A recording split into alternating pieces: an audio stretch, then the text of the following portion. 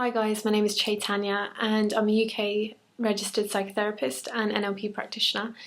Now I really wanted to talk about an important topic, which is mental health issues within the Indian community.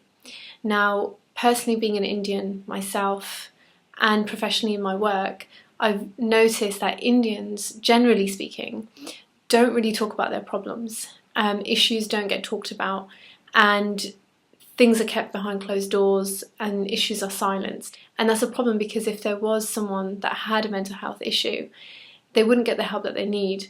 And I've seen with clients, people around me, that mental health issues are not understood. They're not understood, they're not addressed, they're not acknowledged.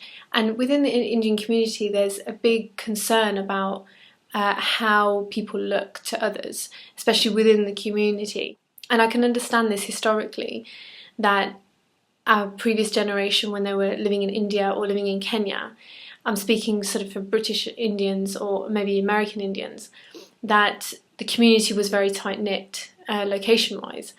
And therefore there was a very much a big sense of protection that's needed, and a concern for how we look towards other people within the community. I just feel that really does create problems, especially if someone did have a serious issue with depression or suicide or anxiety or anything in relation to mental illnesses, that it goes unnoticed and people suffer in silence and it gets worse.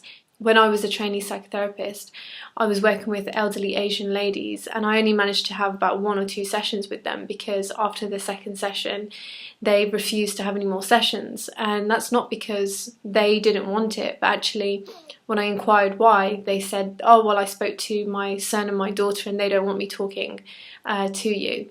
Even though I explained to them that the sessions were confidential, but unfortunately because of the fear of how it would look to their family, or the fear of what their family may do if they were to find out that someone else knows about what's going on, that stopped them from getting the help that they needed.